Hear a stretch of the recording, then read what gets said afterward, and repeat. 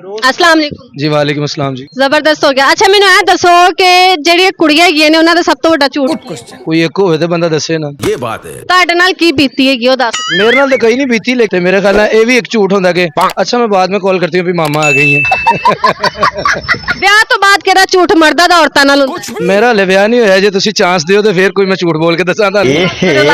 अच्छा झूठ बोला ਅਸਤਗਫਿरुल्लाह अस्तगफिरुल्लाह मतलब विआह च केड़ी अस्तगफिरुल्लाह ये बात है। ਅਸਤਗਫਿरुल्लाह ਤੁਹਾਡਾ ਲੱਗਦਾ ਹੋਇਆ ਵਿਆਹ ਪਹਿਲੇ। ਹਾਂਜੀ ਅੱਛਾ ਅੱਛਾ ਅੱਛਾ ਅੱਛਾ ਮੈਨੂੰ ਇਹ ਦੱਸੋ ਵਿਆਹ ਤੋਂ ਬਾਅਦ ਪਹਿਲੇ ਕਿਹੜਾ ਫਿਰ ਝੂਠ ਬੰਦੇ ਜਿਹੜਾ ਗਰਲਫ੍ਰੈਂਡ ਆ ਨਾਲ ਵਿਆਹ ਤੋਂ ਬਾਅਦ ਬੰਦੇ ਬੀਵੀ ਨਾਲ ਜਾਂ ਗਰਲਫ੍ਰੈਂਡ ਨਾਲ? ਗਰਲਫ੍ਰੈਂਡ ਨਹੀਂ ਵਿਆਹ ਤੋਂ ਬਾਅਦ ਗਰਲਫ੍ਰੈਂਡ ਰੱਖਣੀ ਨਹੀਂ ਚਾਹੀਦੀ ਨਾ ਇੱਕ।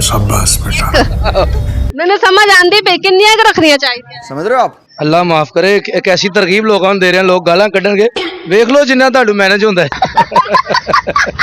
ਜ਼ਬਰਦਸਤ ਮੈਨੂੰ ਕੋਈ ਗਾਣਾ ਸੁਣਾ ਦਿਓ चलो भाई। ਮੈਂ ਗਾਣਾ ਮੈਨੂੰ ਆਂਦਾ ਨਹੀਂ ਹੈ ਕਿਉਂਕਿ ਜੇ ਮੈਂ ਗਾਇਆ ਵੀ ਤੇ ਇਹ ਜਿਹੜੇ ਖੜੇ ਨੇ ਇੱਜ਼ਤ ਦੇ ਨਾਲ ਇਹਨਾਂ ਨੂੰ ਜਾਣਾ ਪਏਗਾ ਵਿਚਾਰਿਆਂ ਨੂੰ। ਕੋਈ ਗੱਲ ਨਹੀਂ ਤੁਸੀਂ ਮੈਨੂੰ ਸੁਣਾ ਦਿਓ ਮੈਂ ਆਪੇ ਐਡਿਟ ਕਰ ਲਾਂਗੀ ਨਹੀਂ ਮੈਂ ਗਾਣਾ ਗਾ ਹੀ ਨਹੀਂ ਸਕਦਾ ਮੈਨੂੰ ਕਿਉਂ ਪਤਾ ਤੁਸੀਂ ਥੱਥੇ ਹੋ ਨਹੀਂ ਮੈਂ ਥੱਤਾ ਨਹੀਂ ਮੈਂ ਮੂੰਹ ਚ ਬਾਣ ਪਾਇਆ ਹੈ।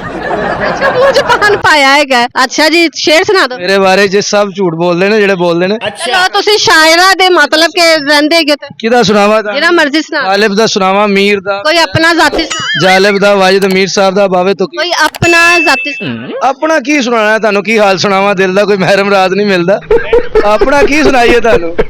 ਕੋਈ ਫਨੀ ਜਿਹਾ ਆਂਦਾ ਤੁਹਾਨੂੰ ਆਪਣਾ ਫਨੀ ਖਰਾਬੀਆਂ ਕਈ ਹੈਗੀਆਂ ਨੇ ਫਨੀ ਸੁਣਾਓ ਫਨੀ ਖਰਾਬੀਆਂ ਦੱਸ ਦਿਓ ਫਨੀ ਖਰਾਬੀਆਂ ਬਹੁਤ ਹੈਗੀਆਂ ਸਾਡੇ ਚ ਜੀ ਗਾਲਮ ਗਲੋਚ ਅਕਸਰ ਕਰਦੇ ਆ ਮੋਟਰਸਾਈਕਲ ਤੇ ਜਾਂਦੇ ਹੋਏ ਮੋਬਾਈਲ ਇਸਤੇਮਾਲ ਕਰ ਰਹੇ ਆ ਘਰ ਦੇਰ ਨਾਲ ਜਾਂਦੇ ਆ क्या बात है सर?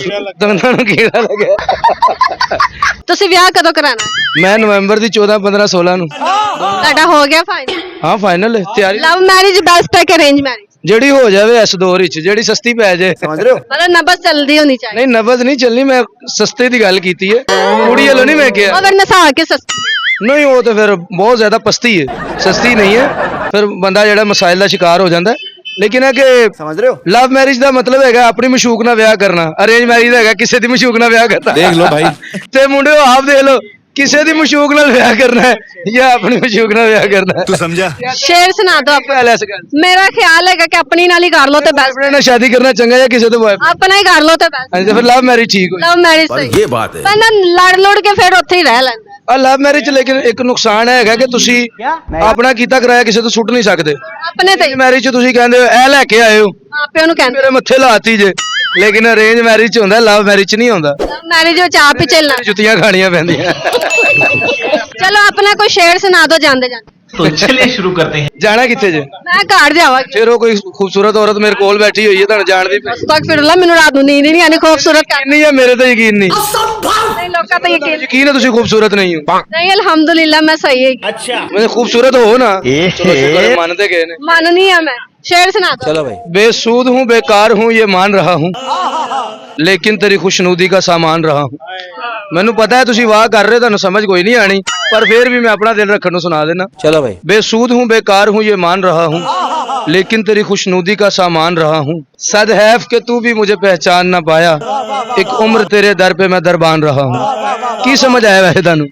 मैंने तो उत्तो ही लंघ गई है। बड़ी गल ही कीती होनी है ना। नहीं उत्तो ही लंघ गई है लेकिन वैसे छोटे मोटे प्रोग्रामां च कितना कमा लेंदे हो? कमा लेने 100-200 ਮੈਨੂੰ ਲੱਗ ਰਿਹਾ ਤੁਸੀਂ ਨਹੀਂ ਮੈਂ ਤੁਹਾਡਾ ਇੰਟਰਵਿਊ ਕਰ ਰਹੇ नहीं समझ लगती पई से की कह रहे हैं तुसी। ਚਲੋ अच्छा आजकल दी न्यू जनरेशन ਨੂੰ ਤੁਸੀਂ ਕੀ ਪੈਗਾਮ ਦੇਣਾ ਚਾਹੋ? ਮੈਂ ਤੇ ਆਉਣ ਵਾਲੀਆਂ ਨਸਲਾਂ ਨੂੰ ਇਹੀ ਕਹਾਂਗਾ ਕਿ ਨਾ ਆਓ। बात ये बात है। ਹਾਲਾਤ ਬਹੁਤ ਖਰਾਬ ਨੇ ਇੱਥੇ ਬਹੁਤ ਨਿਜ਼ਾਮ ਖਰਾਬ ਹੈ ਲਵੇ ਮੌਲਾ ਨਾ ਆਓ।